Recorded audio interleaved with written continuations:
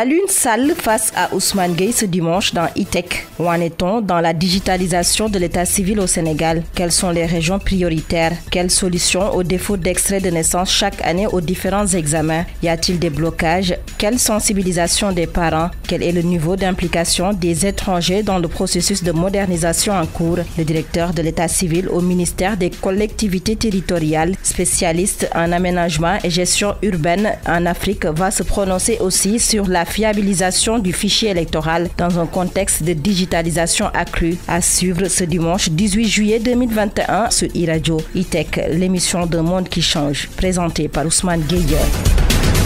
Bonjour à tous, merci d'être fidèles au rendez-vous. Alioune Sall est notre invité ce dimanche 18 juillet 2021. Bonjour. Bonjour. Merci d'avoir accepté notre invitation. Je commencerai d'abord par dire que vous n'êtes pas le frère du président de la République, quoique vous soyez aussi responsable d'une mairie, ou plutôt dans une mairie, adjoint au maire de la commune de Boki-Diawé dans le Fouta, en charge de la coopération et des relations extérieures. Si je vous reçois ce dimanche, sans doute, ce n'est pas pour parler politique, mais d'état civil en votre qualité de directeur de l'état civil au ministère des collectivités territoriales, du développement et de l'aménagement du territoire depuis janvier 2019. La direction de l'état civil a pour mission, on le rappelle, de définir les orientations et de veiller à la mise en œuvre des politiques d'état civil en assurant notamment l'appui et l'accompagnement technique des acteurs territoriaux et des populations dans tous les domaines touchant au fonctionnement des centres et à la modernisation de l'état civil.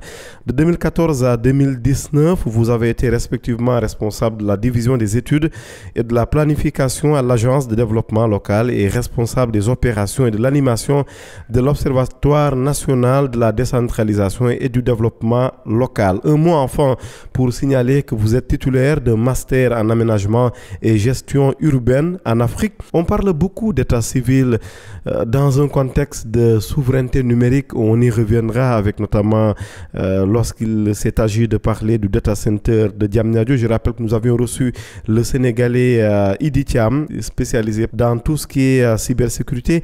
Vous concernant l'état civil précisément, on en parle beaucoup. Vous en êtes où actuellement? Merci M. Gueye.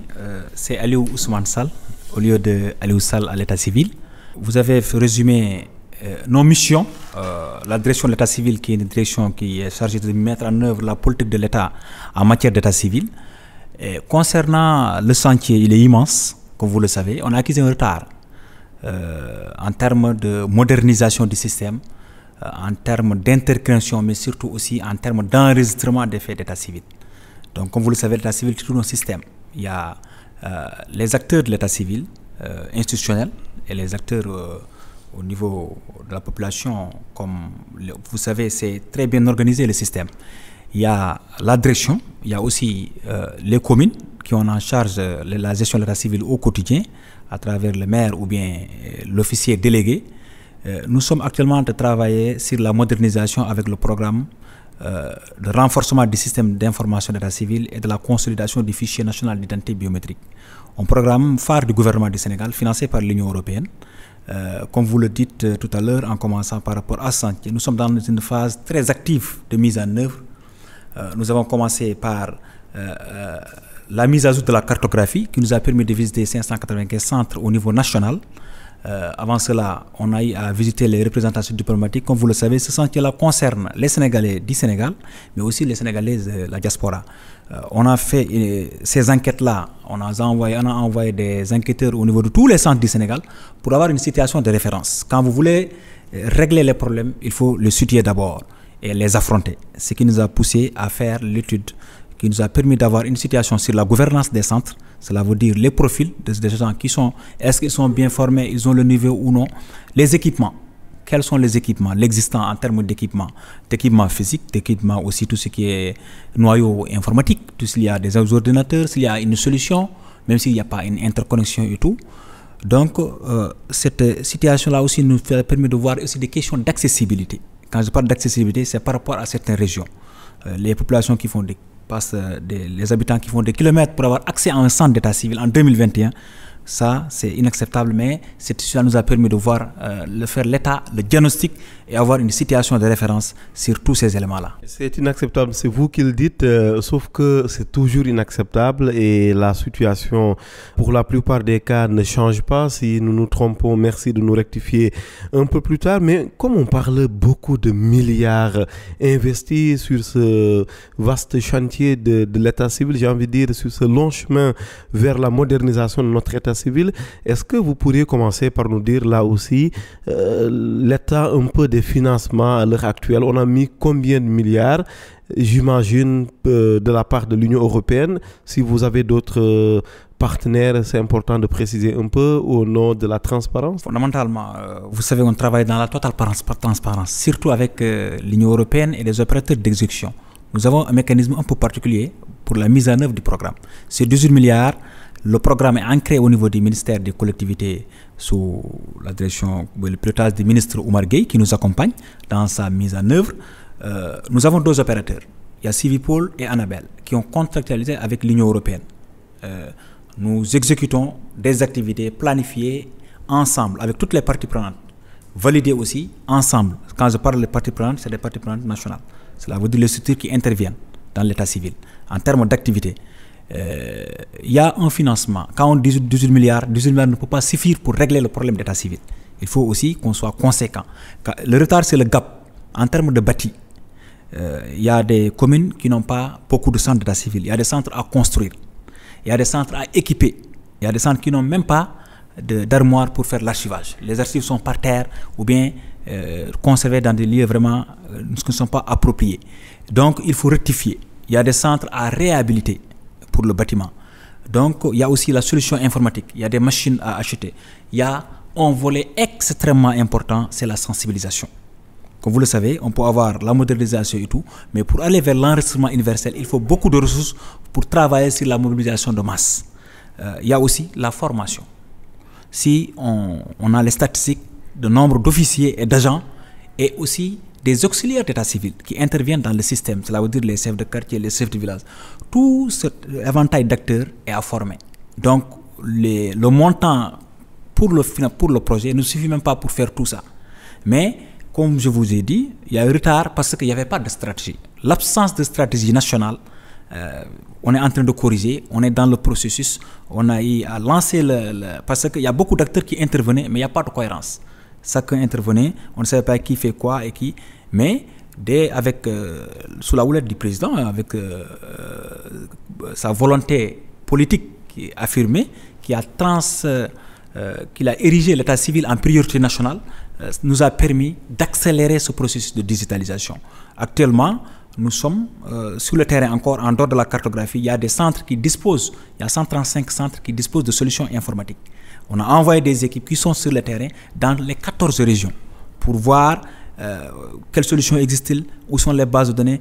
Nous avons à consolider et à les mettre dans une seule base de données pour avoir un registre national d'état civil. Mais sauf qu'on s'y perd un peu, Aliou Sall, ça prend énormément de temps. Vous nous parlez de stratégie, de sensibilisation. On a mis énormément de milliards là-dedans, mais au moins on aurait pu avoir droit à l'obtention d'un casier judiciaire ou plutôt d'un certificat de naissance, d'un extrait de naissance. On aurait pu avoir droit à ça, ne serait-ce qu'en envoyant un SMS. Au moins, on vous comprend très bien, c'est complexe, mais en même temps, on devrait quand même avoir un peu de concret là-dedans. Mais ça prend du temps, on voit rien. Si vous le voyez rien, ça me paraît un peu bizarre. Parce que quand vous demandez aux acteurs, ou bien sur le terrain... Mais il faut demander aux populations. J'interviens quand je dis ça. Quand je dis c'est un an. Un an, dans un agenda national, ça veut dire ce que ça veut dire. Un an qu'on vient de signer le contrat pour démarrer effectivement avec la mise en place des équipes. On a des experts, des informaticiens chevronnés, plusieurs profils d'informaticiens, sécurité informatique, ingénieurs réseau et tout, les chefs d'équipe. Il y a des archivistes Z, il y a des experts en SGBD, il y a des experts ingénieurs en bâti, il y a des experts en mobilisation sociale. SGBD, bâti, ça veut dire base de données. Un expert EDSA, GED, système des documents électroniques. Mais au Sénégal, on a toujours des experts, on a toujours des stratégies, mais on pêche par le concret. C'est ça le problème. J'arrive quand je dis ça, il y a une phase de mise en place des équipes. Il y a une phase effective. Quand je dis sur le terrain, actuellement, Tous nos équipes sont sur le terrain pour prendre les bases de données. Ça, c'est du concret. Visiter 134 centres pour prendre et aller consolider. Parce que comme je vous ai dit, il y a une situation de référence qui nous a permis d'aller vers... Ce que nous voulons, c'est interconnecter tous les centres. On est en train de travailler sur ça. Avoir une base de données qui sera logée au niveau du data center. Donc vous attendiez le data center du Sénégal à Diamniadio? Nous l'attendons, je n'ai pas compris. Non, quand vous nous dites que cette base de données est logée là-bas, donc sera logée là-bas, donc vous attendiez ce data center pour démarrer concrètement? Le data center est déjà effectif. Je sais, mais il n'est effectif que depuis le 22 juin dernier. Absolument. C'est récent. C'est récent, mais tout a été planifié. Vous savez, dans la mise en œuvre de ce programme-là, il y a des responsabilités. Il y a le sous-comité informatique dirigé par l'ADIE qui est chargé de suivre les activités relatives à l'informatisation. Avec toutes les autres participants, la DAF, on travaille ensemble parce qu'il faut une consolidation des bases de données. Il y a beaucoup de bases de données, mais l'état civil, c'est le fondement, c'est la base. Actuellement, on est en train de travailler sur les cahiers de charges aussi. Il faut faire les cahiers de charges, après les lancer, valider par toutes les parties prenantes, les valider. Il y a question d'archivage extrêmement important. Hier même, il y a une réunion avec la direction des archives, sous-comité archivage, sous-comité aussi informatique, sous-comité statistique, et il y a sous-comité communication et sensibilisation. Tous les sous-comités traitent pour valider les TNR, parce que c'est un processus, c'est beaucoup d'acquisition. Il nous faut une solution informatique. Vous savez, on travaille avec d'autres pays dans le cadre de partage d'expérience. Si vous allez aujourd'hui avec le Rwanda, comme un pays comme le Rwanda, je donne l'exemple, avec Irembo, ils ont parti de comme ça pour avoir une plateforme qui permet à chaque citoyen d'avoir l'acte à partir de son téléphone, comme vous le dites. C'est ça notre objectif. Oui, mais sauf que si mes informations sont bonnes, parce que ce n'est pas la première fois que nous parlons d'état civil dans nos émissions au Sénégal, il y avait déjà un centre pilote à Dakar. Est-ce qu'on ne devrait pas quand même, dans ce centre-là, pouvoir disposer de son extrait de naissance juste en envoyant un SMS? Vous savez, nous travaillons dans des données à caractère personnel. Nous travaillons heureusement avec la Commission de traitement des données. C'est des questions de souveraineté et de sécurité. Nous sommes dans un contexte marqué par le terrorisme. Donc, il faut faire attention. Avoir à partir d'un seul centre, mettre une solution qui n'est pas validée par toutes les prenantes, sécurisée, mise à l'épreuve pour pouvoir interconnecter les centres. Parce que c'est des données qui doivent être sécurisées. Je vous ai dit tout à l'heure, il y a 134 centres qui disposent de solutions informatiques. Maintenant, nous, on veut avoir une solution ou bien faire de l'interopérabilité entre les différentes... Oui, mais quand vous nous parlez de protection des données personnelles, bien évidemment, c'est important avec la CDP, mais on a envie de rire un peu parce qu'au Sénégal, on a déjà, par exemple, des puissances étrangères impliquées dans notre état civil. L'Union européenne, vous allez nous rassurer peut-être plus tard, quel est son niveau d'implication. Elle est impliquée dans notre état civil. De l'autre côté, la carte nationale d'identité et le document, le passeport, on sait très bien que ce sont des étrangers, encore une fois, qui sont impliqués. À partir de ce moment-là, est-ce que ça n'est pas un peu drôle de nous parler de protection des données pour les Sénégalais? Quand vous parlez d'étrangers, il ne faut pas le voir de question de nationalité. Parce que, comme je vous l'ai dit, ailleurs, dans d'autres sites, il y a des Sénégalais qui sont des Sénégalais, des étrangers qui travaillent dans des données des autres pays. Oui, mais pas à des niveaux aussi stratégiques. Je vous mets au défi de nous dire quel est ce Sénégalais ou cet étranger impliqué dans l'état civil américain ou français. Ça n'existe pas.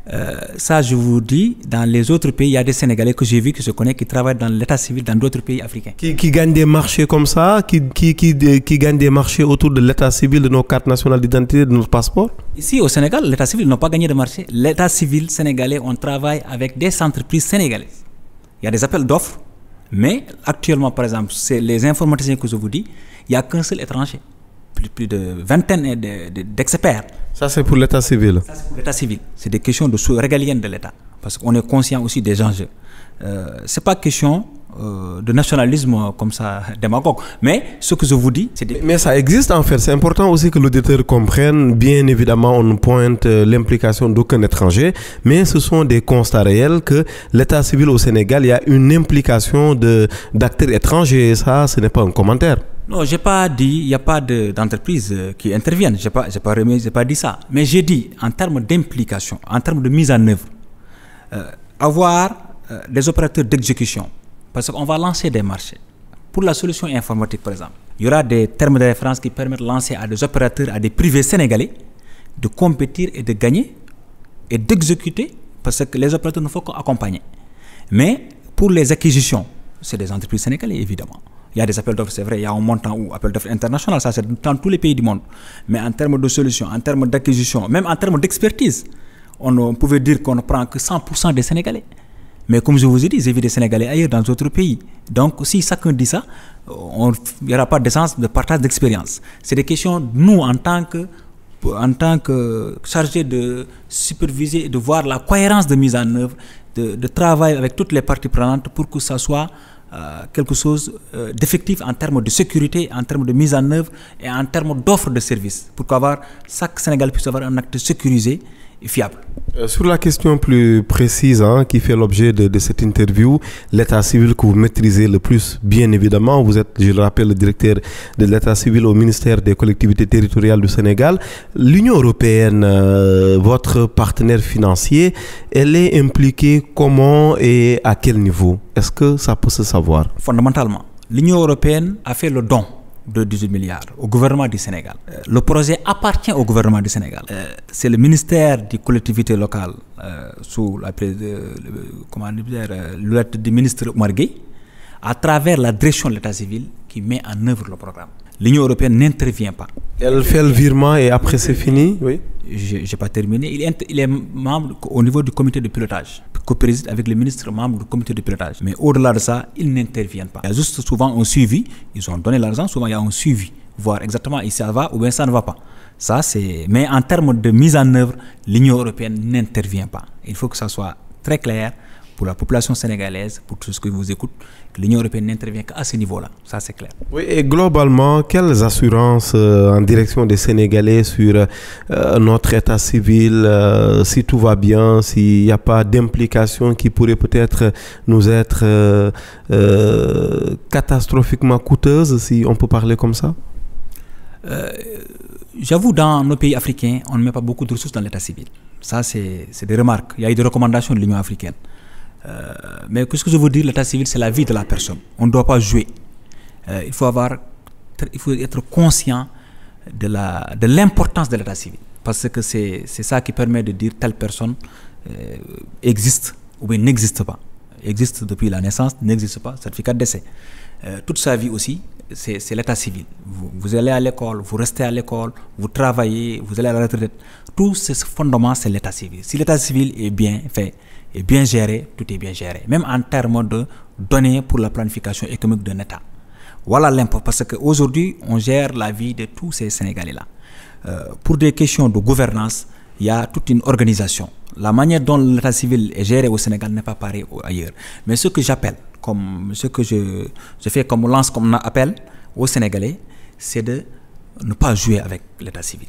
Parce que souvent, il y a beaucoup de faux. Il faut l'avouer souvent. Les gens trafiquent des actes pour stratégie de migration ou bien autre chose, sens d'identité, pour avoir un nouveau passeport, pour permettre de voyager et tout. Et il y a aujourd'hui des Sénégalais qui veulent redevenir des Sénégalais qui n'arrivent pas. Parce qu'avec la biométrie ou bien ailleurs dans tous les pays, tout est numérisé maintenant. Nous allons vers un système sécurisé. Ça, c'est fondamental. Et il y aura des réformes qui permettent d'arrimer le système, avec la législation avec le système aujourd'hui. On doit faire bouger les lignes. Parce que ce qui est valable en 1972 n'est plus valable aujourd'hui. Il faut l'interdiction des procédés informatiques dans la gestion de l'état civil. Il faut que chaque maire ou bien officier puisse être formé à tout ce qui est système d'information. Vous savez comment manipuler l'informatique, parce que, comme je vous ai dit, nous allons vers la digitalisation du système. Et que chaque Sénégalais doit savoir c'est sa vie qui est en danger. Perdre, par exemple, une identité. Il y a des Sénégalais qui ont perdu même de nom. Le nom, c'était aussi, demain, les Diallo ou bien autre chose. Ses enfants, et tout le monde va avoir le même nom. Donc, c'est question d'identité. C'est une question de vie et de vécu. Et c'est une trajectoire de vie de la personne. Donc j'appelle des Sénégalais à prendre vraiment en considération. Surtout quand vous avez un enfant, il faut déclarer. C'est gratuit pendant une année. Mais justement, ce sont des problèmes presque annuels, Aliou Sall, qui reviennent régulièrement à l'orée de chaque examen. On en a parlé encore cette année. C'est quand la fin de toutes ces difficultés liées à l'accès à l'état civil, aux extraits de naissance pour nos candidats? Je suis en phase avec vous. Ça fait des années que ça revient. Non, moi je pose une question, je n'ai pas une position. Mais je peux vous dire que c'est une évidence. Tout le monde sait, les Sous-Sénégalais savent que chaque année il y a des problèmes d'état civil. C'est pas normal. Nous, quand on est venu, on a dit c'est pas normal. On a rencontré la direction des affaires, la direction de l'enseignement élémentaire, pour dire que ça c'est pour les élèves. Imaginez le nombre d'enfants qui est là, qui n'est pas à l'école, ou bien qui est dans les daras. C'est une population importante. On a dit c'est inacceptable que l'enfant naisse, va à l'école de CI jusqu'en CM2 sans acte d'état civil. Les responsabilités sont partagées. Il y a les parents qui doivent déclarer l'enfant. Il y a aussi l'école qui doit vérifier si l'enfant n'a pas d'acte. Faire tout pour que l'enfant ait d'acte. Parce qu'il y a des urgences foraines qui se règlent. Mais on a remarqué que souvent, c'est des stratégies pour souvent que les enfants diminuent leur âge, font des jugements pour rester à l'école. Il faut adapter peut-être l'école à l'âge de l'enfant. Il faut revoir des pistes de solutions permanentes. Vraiment, on travaille avec la direction de l'enseignement élémentaire. Mais tout ça, ce qui réglerait la solution la plus pertinente pour nous, c'est l'informatisation. Parce que quand on fait le jugement, il doit y avoir la transcription au niveau de... une fois qu'on fait le jugement, au niveau du centre, l'acte doit être transcrit. Et nous, qu'on ait une copie de l'acte pour conserver que l'année prochaine, l'enfant ne revient pas.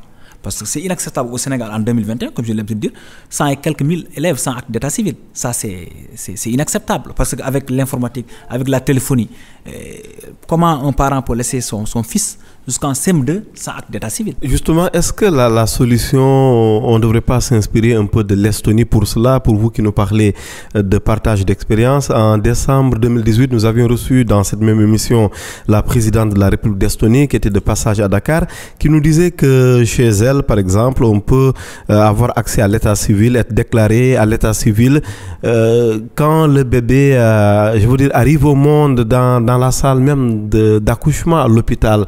Est-ce que une stratégie comme ça, vous prévoyez ça dans votre programme de modernisation? Est-ce que le Sénégal ira jusqu'à ce stade de modernisation? Nous, on va aller jusqu'à l'échelle la plus réduite, jusqu'au niveau des auxiliaires, chefs de quartier ou bien infirmiers. On ne veut pas être plus ambitieux que cela? Bon, je ne dirais pas plus ambitieux que l'Estonie, qui est une référence mondiale. Ce que je veux dire, nous, ce qu'on veut faire, c'est d'avoir des dispositifs de notification. On travaille avec la santé. Parce que l'enfant a 7 vaccins, a 7 chances d'être enregistré au niveau du centre de santé, parce qu'il faut qu'il y ait partage d'informations. L'infirmier, dès que l'enfant est né, il y a un registre. On est en train de travailler avec la Banque mondiale aussi, un autre projet, avec PIPADH, pour avoir des systèmes de notification. Dès que la naissance, on notifie, et par voie électronique, l'information remonte à la commune. Il y aura la traçabilité, les informations et le numéro de téléphone pour contacter les parents. Et aussi, outiller les chefs de village et les chefs de quartier pour faire monter l'information au niveau du centre. Parce qu'il faut aussi qu'on soit armé avec la... C'est pourquoi je dis qu'il faut changer les réformes. Mais on va aller avoir les points d'état civil, on l'a nommé comme ça, au niveau, l'échelle où vient par exemple les mariages, c'est célébré dans les églises, c'est les imams. Donc c'est des points d'information, les points d'entrée d'information qui doivent être pris en compte dans la stratégie. C'est pourquoi on est en train d'accélérer le processus pour avoir tous ces éléments-là qui permettent de remonter des informations vers les centres afin de pouvoir faire l'enregistrement de naissance ou tous les faits d'état civil. Oui, est-ce qu'on ne devrait pas interconnecter toutes les structures qui peuvent, disons, avoir un lien avec l'état civil, par exemple l'adressage physique et numérique, le fait que quand on dispose d'une voiture, qu'en s'enregistrant, qu'on puisse, à côté de la plaque d'immatriculation, avoir par exemple l'adressage et derrière régler la question liée à l'identité digitale un peu de la personne. Pourquoi est-ce qu'on ne doit pas aller plus loin, être plus ambitieux pour tout interconnecter? Parce que le président de la République l'avait d'ailleurs suggéré lorsque son hôte estonienne était à Dakar. Il se demandait s'il était possible que Dakar s'inspire un peu de l'Estonie pour avoir une plateforme unifiée des données de l'État, comme il l'appelait, une interconnexion à une échelle nationale de nos données. Oui, il y aura des interconnexions des fichiers. Nous, on va travailler sur, on est en train de travailler sur les préalables même, pour l'interconnexion des bases de données. Parce que l'état civil, par exemple, l'enregistrement des cartes d'identité, on se base sur l'état civil. Il faut qu'au niveau de la DAF, au niveau du commissariat, qu'on puisse interroger cette base de données de l'état civil, voir la vérification, l'authentification de l'acte. Ça doit être fait. Et pareil pour les passeports, parce que c'est des questions d'identité. Toutes ces questions d'identité, on va travailler là-dessus. Mais, comme je vous ai dit, il y a des questions aussi de protection de données qui se posent. Parce qu'il y a plusieurs débats à ce niveau-là. Est-ce qu'on va aller à ce niveau en termes de partage des données personnelles jusqu'à sortir? Mais est-ce qu'au niveau des bases de données, comme je viens de vous dire, entre les fichiers d'identité, DAF, passeport, état civil... Et on rappelle que la DAF, c'est la direction de l'automatisation du fichier. Parce qu'ils n'ont pas le système de vérification à part saisir les collectivités, les communes qui ont en charge, c'est au niveau de l'état civil. Donc nous, avec le fichier central d'état civil que nous allons mettre en place, on est en train de travailler sur les termes de référence et tout, cette base de données, une fois que les centres sont interconnectés, à partir de la DAF, ils introduisent l'acte de numéro tel ou bien telle personne avec des informations. La base pour authentifier ou bien rejeter, dire que cette personne-là n'est pas sénégalais ou bien elle est sénégalais, l'acte est authentique ou bien fausse. Donc ça, on est en train de travailler sur ces questions-là. Aliou Ousmane Sall à l'état civil, directeur de l'état civil, est notre invité ce dimanche 18 juillet 2021 sur e-radio. Une pause de 25 minutes et l'on se retrouve juste après pour la suite.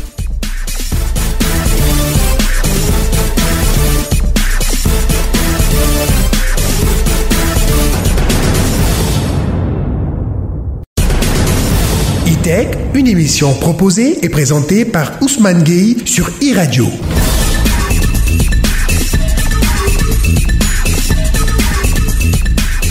Aliou Ousmane Sall, notre invité ce dimanche sur e-radio. Aliou Sall est adjoint au maire de la commune de Bokidiawé. Mais bien évidemment, si nous le recevons ce dimanche 18 juillet sur e-radio dans l'émission e-tech, c'est pour parler de tout à fait autre chose, de quelque chose de très très sérieux.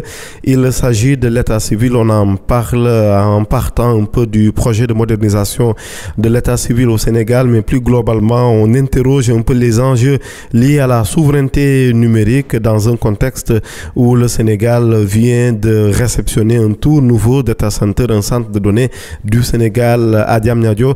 Aliou Sall, directeur de l'état civil, est donc notre invité. On rappelle aussi qu'il est passé par l'agence de développement local. Il a été notamment responsable des opérations et de l'animation de l'Observatoire national de la décentralisation et du développement local. Actuellement, si on revient un peu sur ce projet de modernisation de notre état civil, quelle est la suite? J'ai au moins noté une chose dans la première partie, c'est que pour le moment, malgré les nombreux milliards injectés dans ce projet, il n'y a pas encore de concret. Pour vous provoquer un peu. Il y a du concret. Quand je dis il y a du concret, il y a les équipes qui sont sur place, il y a la mise à jour de la cartographie qui a été réalisée, il y a les acquisitions du matériel roulant de plus de 220 et quelques millions. Mais ça, ce sont des moyens pour arriver à une fin qui tarde encore. Pour se déplacer, il faut les moyens.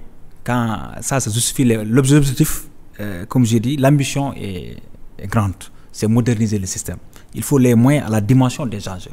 Voilà l'importance d'avoir des acquisitions. C'est vrai, il y a des procédures de marché, ça prend, comme vous le savez mieux que moi, on respecte, on est transparent dans ce qu'on fait. Il y a aussi des activités de formation qui sont en train de faire. Nous sommes en perspective de lancer le 10 août la journée de l'État africain de l'État civil. Mais cette mission sur le terrain de l'audit des bases de données, c'est du concret. Et comme je vous ai dit, travailler sur les préalables qui permettent d'aller vers l'interconnexion des centres, c'est du préalable.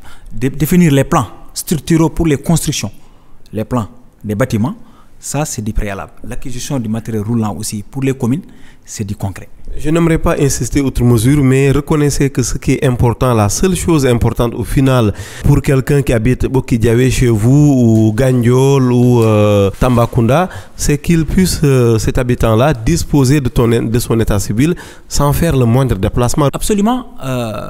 Nous voudrons dans 2 ans, au maximum, dans 2 ans, arriver à venir à atteindre l'objectif. C'est ça notre mission. Quel est l'objectif? L'objectif, c'est interconnecter tous les centres. Permettre à chaque Sénégalais, là où il se trouve, d'avoir l'acte d'état civil, sans se déplacer. Ça, c'est notre objectif primaire. Dans 2 ans? Dans 2 ans, parce que c'est les procédures aussi, comme je vous ai dit, l'acquisition de matériel informatique pour tous les centres d'état civil, la solution, la formation et le passage à l'échelle. Parce que là, on a choisi 34 centres. On va construire dans les 14 régions. On va construire 34 centres dans les 14 régions avant de passer à l'échelle. Mais aussi, il y a des agents à former. On a fait toutes les planifications parce que cette cartographie nous a permis d'avoir une idée sur le nombre d'agents qui doivent bénéficier de la formation. Il ne faut pas, dans un passé, toujours il y a des programmes qui passent, il n'y a pas de situation de référence, on tourne à gauche souvent. Il n'y a pas d'évaluation aussi. Il n'y a pas d'évaluation. Nous, on a envoyé des équipes pour évaluer tous les centres. Parce que si vous voulez informatiser, Vous ne pouvez pas rester à Dakar, lancer tous les marchés, on achète des ordinateurs, on amène dans des centres. Non. Allons-y dans les centres, voyons l'existant en termes d'équipement et en termes de ressources humaines. S'il n'y a pas de ressources humaines qui sont capables de porter le projet que nous voulons faire, c'est voué à l'échec.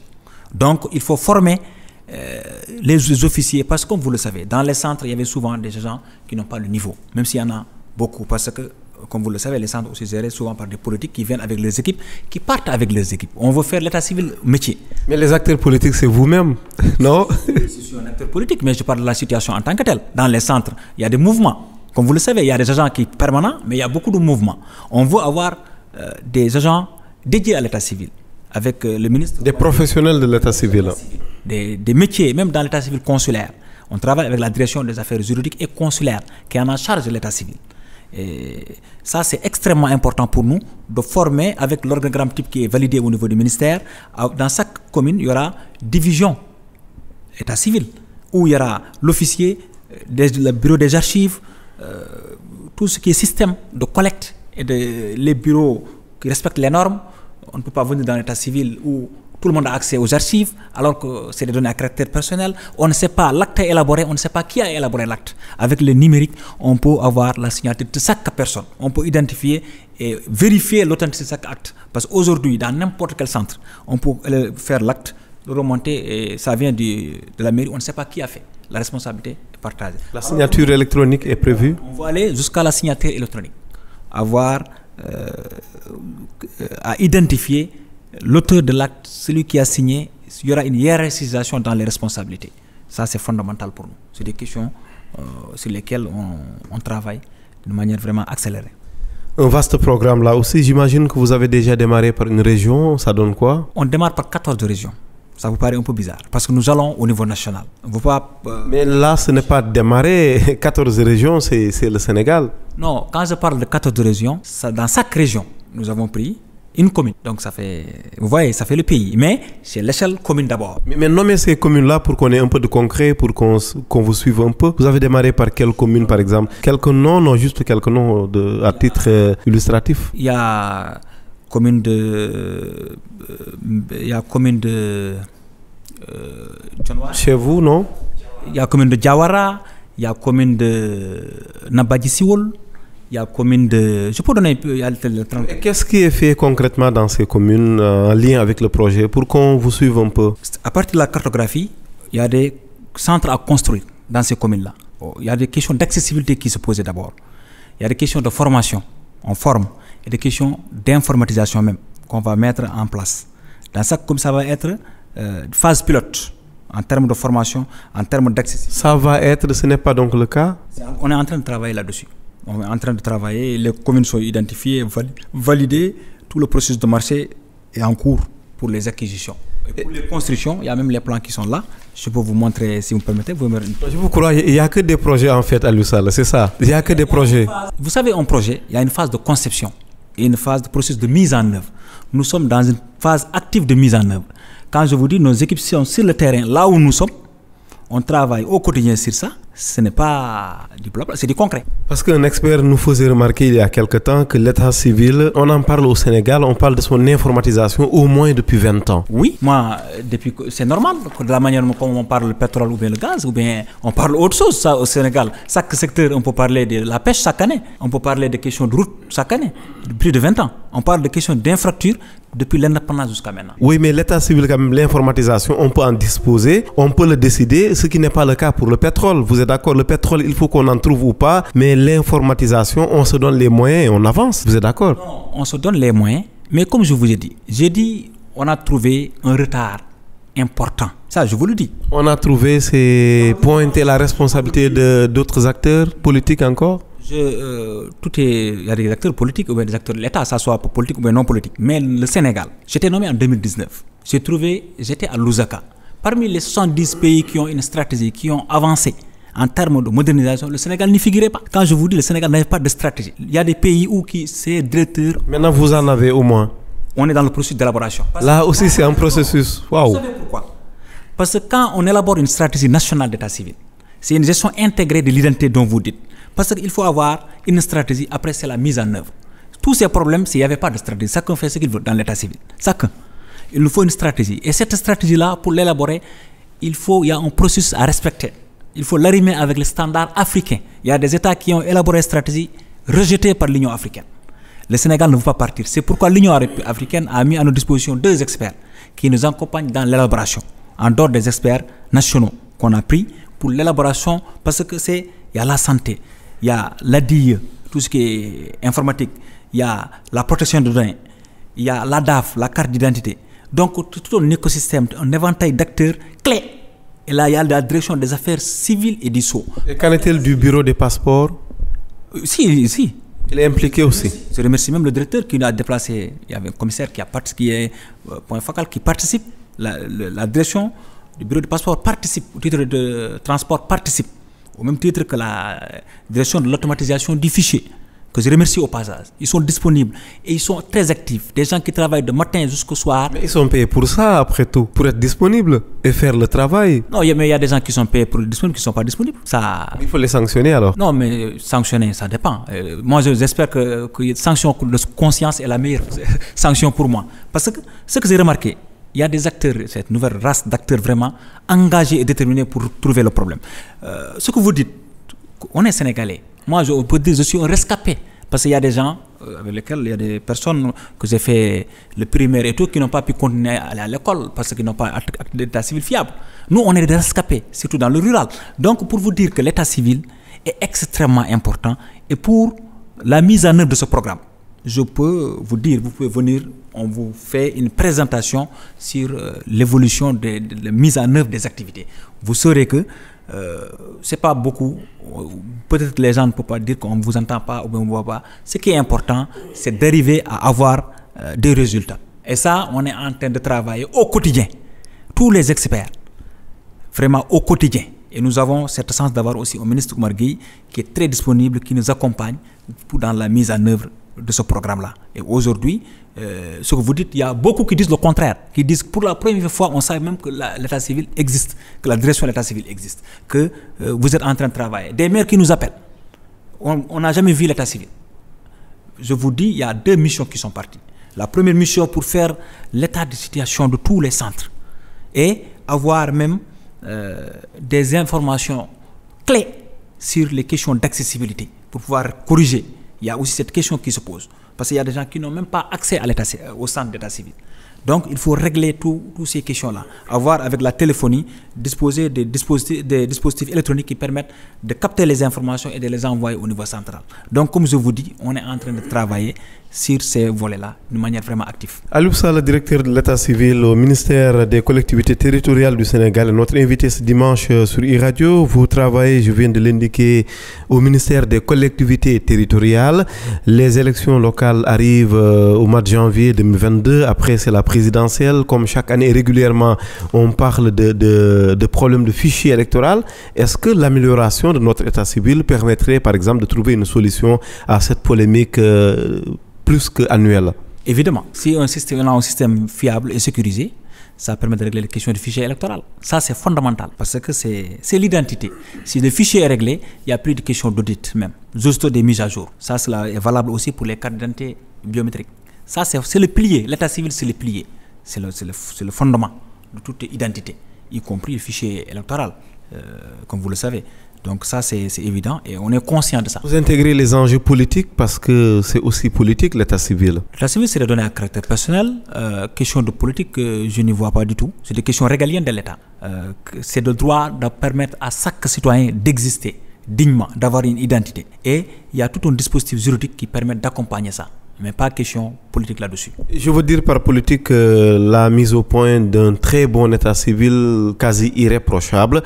Ça permettrait d'évoluer, par exemple, si c'est polémique liée au fichier électoral, c'est ce que je voulais dire. Absolument, c'est ça aussi la volonté du président de la République Macky Sall. Aujourd'hui, si on règle le fichier, on met un fichier central d'état civil interconnecté qui nous va permettre d'identifier tous les Sénégalais, ça va régler beaucoup de questions. Même questions de taxes et d'impôts, questions de fichier électoral, questions de planification économique. Parce que nous aurons des données fiables. Aujourd'hui, personne ne peut dire que les données sont fiables à 100%. Ça, c'est ce qui est valable au Sénégal est valable dans les autres. Il y a une marge d'erreur, comme on dit. Un étranger, par des mécanismes pour avoir une identité qui n'est pas fiable. Donc, pour dire que pour avoir un système fiable et sécurisé, il faut qu'on mette en œuvre ce projet phare qui va permettre de moderniser. Et je suis convaincu, vu cette dynamique, l'engouement qui se trouve et cette volonté affichée de tous les acteurs qui interviennent, je suis convaincu très bientôt vous viendrez ici voir un système fiable que nous allons lancer pour tous les Sénégalais. Avec plaisir, peut-être en 2023, puisque votre horizon temporel de tout à l'heure, c'est dans 2 ans. Alors dans 2 ans, une fois que cette modernisation sera achevée, mise au point, même si on est conscient qu'il faut améliorer au fur et à mesure comme dans d'autres pays, les Sénégalais devraient avoir droit à quoi? Un extrait de naissance juste en envoyant un SMS, un mail, quelque chose comme ça? On ne peut pas avoir état civil en envoyant SMS. Ça, c'est des questions de sécurité même. Ça, c'est trop... C'est léger. C'est trop léger quand même. Parce que mais c'est léger si on ne règle pas l'identité digitale derrière. Que je vous dis, même en France, moi je sais très bien comment ça se passe là-bas. Si vous voulez des actes, il faut aller... même si vous faites la demande, il faut qu'on vérifie l'identité de la personne avant de l'octroyer. Oui, mais eux ont réglé la question de l'identité. Ils ont réglé, mais nous aussi, il y a une partie qui est réglée. Vous conviendrez, en France, il faut 15 jours, 20 jours pour avoir un passeport. Au Sénégal, c'est en 2 jours. Donc, souvent, c'est relatif, comme je vous dis. Nous avons... Je vous ai dit, l'administration fonctionne. Nous avons un pays où, à partir de Dakar, on peut avoir accès à chaque région dans la journée. L'environnement nous est favorable pour régler le problème. J'ai dit, c'est possible. Et je suis convaincu que nous pouvons le régler. Parce que c'est des problèmes de volonté. Et il y a une volonté politique. Avant, indépendant jusqu'à maintenant, si on est là, je ne dirais pas qu'il y a une absence de volonté, mais elle n'est pas affirmée comme aujourd'hui. Il faut le reconnaître quand même. Parce qu'on a eu des accompagnements. Actuellement, il y a beaucoup d'acteurs qui veulent intervenir dans l'état civil. Voilà, il y a je vous donne l'exemple, la Banque mondiale qui était prête à financer l'état civil. Donnez-nous la stratégie, on finance. Je les ai dit, on n'a pas de stratégie. Ils ne comprenaient pas. Donc, pour vous dire que tout est question d'organisation. La stratégie, c'est pour avoir une vision claire et harmoniser des interventions avec, comme je vous dis, dans le fichier, il y aura un système central d'état civil qui sera sécurisé. Chacun va jouer pleinement sa mission pour régler ce problème-là. Oui, mais pour donner un signal fort, pourquoi le Sénégal ne devrait pas prendre l'option, même si naturellement tout le monde en conviendra qu'elle est coûteuse, mais l'option de financer lui-même son propre état civil? Est-ce que ça, c'est envisageable? Absolument. C'est envisageable, même s'il y aura des partenaires qui vont accompagner, parce qu'il y a des recommandations de l'Union africaine. Ils disent aux États de financer. Le Sénégal y compris. Et le ministre des Finances a participé même à un forum, je pense que c'est une rencontre où il a reçu les recommandations. Les États doivent financer l'état civil. Mais aussi, il y a la Banque africaine de développement, BAD. Nous avons un programme aussi, phare, qui a été élaboré, qui va venir compléter. Parce que je vous ai dit, là, on travaille sur les centres et des questions d'accessibilité. Mais on va avoir plus de 20 000 coins et points état civil arriver auprès des chefs de village et des chefs de quartier. Ça demande un financement lourd. Mais l'État doit aussi mettre vraiment assez de ressources. Parce que nous sommes dans le régalien, comme je vous dis. L'État doit être le premier bailleur, mais doit encore augmenter le financement pour permettre la soutenabilité des investissements. Parce qu'il y a beaucoup de choses à faire dans l'état civil. Et quelle peut être l'implication maintenant des nationaux? Parce que tout à l'heure, on parlait un peu des entreprises étrangères. Les nationaux, ils pourraient avoir une implication de quel ordre, par exemple, quand on parle de notre état civil, en termes d'accès au marché, en termes d'expertise, par exemple? En termes d'expertise, il y en a au Sénégal.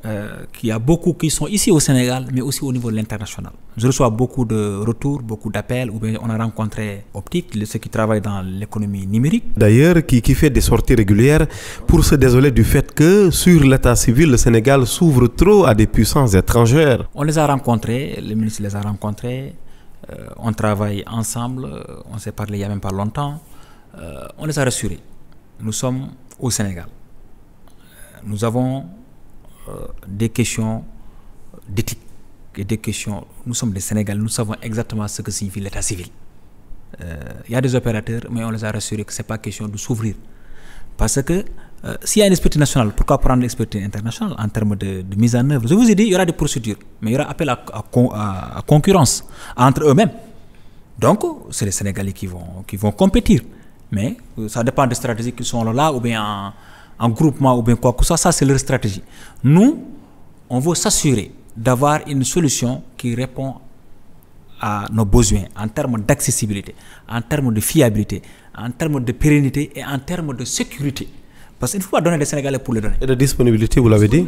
On ne peut pas avoir donné quelqu'un pour donner. Moi, je ne le fais pas. On ne peut pas dire que voilà, on aide les Sénégalais pour juste les aider, alors que s'il y a une concurrence, ils ne répondent pas. Mais heureusement, ils ont l'expertise qu'il faut. Comme je l'ai dit, voilà ce qu'on veut. Si les Sénégalais peuvent le faire, mais pourquoi on ne prend pas un autre? Ça, c'est exclu, ça. C'est évident. Parce que c'est des questions même de conscience. Parce que l'état civil, c'est extrêmement sensible pour... parce que, comme vous dites, les opérateurs, ils accompagnent pour la mise en œuvre, mais ils ne détiennent pas... là où il y a des limites pour eux, hein, en termes d'intervention. L'exécution, ce n'est pas eux. Et la mise en œuvre, comme je vous ai dit, actuellement, l'expert archiviste est un Sénégalais qui travaille là-dessus. GED, gestion SGBD, c'est un Sénégalais. L'informaticien en chef, c'est un Sénégalais. Les informaticiens qui travaillent, c'est des Sénégalais. Les stratégies, c'est un Sénégalais. Comme je vous dis, 90% des acteurs qui interviennent dans la mise en œuvre, c'est des Sénégalais. Mais comme je vous ai dit, pour n'importe quel projet, en France, vous avez des projets qui interviennent dans l'identité, mais il y a des Sénégalais, je l'ai vu. Ça, je les ai vus, ça c'est clair, des étrangers qui interviennent. Donc, il ne faut pas que... Mais ça dépend de leur implication quand même, de leur niveau d'implication. Aliou Sall, directeur de l'état civil, notre invité ce dimanche sur e-radio, quelques 4 minutes encore. Quel va être le rôle ou l'implication dédiée aux startups? Parce que nous avons aussi des startups, de jeunes acteurs qui débordent d'innovation. Est-ce qu'il y a déjà, disons, un échange, un dialogue permanent avec ces jeunes acteurs-là de notre écosystème numérique? Oui, je reçois souvent des Sénégalais qui sont dans l'innovation, qui produisent. Je me garderai de citer des noms, mais je les reçois, je vois souvent ce qu'ils ont produit. Souvent, je suis vraiment marqué par le produit. Et ça, comme je viens de le dire, ça c'est extrêmement important. Moi, je serais très fier d'avoir un Sénégalais qui va gérer ça, le système. Parce que ça sera une fierté pour un exemple aussi, un modèle. Quand je vous dis, par exemple, dans les autres pays, par exemple au Rwanda, c'est un Rwandais qui a fait Irembo. Leur solution s'appelle Irembo, qui permet d'avoir tout à partir des téléphones. Donc, ça, si un Sénégalais peut le faire, il n'y a pas mieux. Et pour ceux qui interviennent dans les innovations, les startups, moi je reste disponible, je reçois certains. Et s'il y a d'autres qui sont là, moi je reçois tous les acteurs selon mon agenda, parce que je suis plus sur le terrain que dans les bureaux. Ça, je tenais à le préciser quand même. C'est tant mieux, comme ça, le projet va avoir un coup d'accélération, comme on dit, en mode fast track, pour coller un peu avec le vocabulaire ambiant. Alors, côté archivage, c'est important qu'on y consacre les dernières secondes de ce numéro spécial dédié à l'état civil qui vous reçoit. Côté archivage, actuellement, on est bientôt en pleine saison des pluies. Il se pose souvent un problème, évidemment, de risque avec les pluies, l'état civil dans les villages un peu reculés. De ce point de vue-là, est-ce qu'il y a un programme quand même dédié pour aider un peu les acteurs à bien garder notre état civil? Pour l'archivage, comme je vous ai dit, même hier, il y a eu une réunion avec le directeur de l'EBAT, que je remercie au passage. On s'est réunis hier pour discuter, parce que, comme vous le savez, on veut corriger beaucoup de choses. L'archivage, c'est un métier. Il faut que dans les mairies, qu'on ait des archivistes. Parce que on voit des Sénégalais. Ce n'est pas le cas souvent, non? Non, c'est pas le le cas. On a remarqué qu'il n'y a pas d'archivistes. On a vu, par exemple, il y a des exceptions, comme Ziguinchor, un bon archiviste qui est là-bas, et dans certaines communes. Mais il n'y en a pas. Alors que c'est extrêmement important en termes de classement, en termes de conservation du patrimoine. On est en train de travailler pour prendre les archivistes qui viennent débattre, ça pour vous montrer l'implication de tous les segments qui interviennent dans l'administration sénégalaise.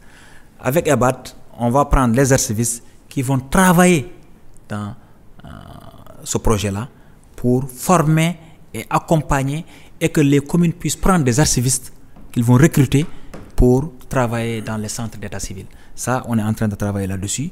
Et il y a aussi des normes. Il y aura des acquisitions et des formations et des mécanismes qui permettent de conserver pendant longtemps les documents physiques, mais aussi il y a l'archivage électronique. sur lesquels on est en train de travailler avec l'expert, comme je vous dis, Jad, qui est en train de travailler sur les cahiers de charges. Émission à retrouver à l'instant sur nos plateformes digitales, donc en ligne. Aliou Sall, merci beaucoup. Merci. À très bientôt, on vous souhaite bon courage et on espère vous recevoir très bientôt pour voir un peu la suite de ce projet. Je rappelle que vous êtes titulaire de master en aménagement et gestion urbaine en Afrique. Vous êtes le directeur de l'état civil au ministère des collectivités territoriales, du développement et de l'aménagement des territoires depuis janvier 2019. Merci infiniment d'avoir été encore une fois notre invité. Rendez-vous dimanche prochain. Excellent dimanche et excellente semaine.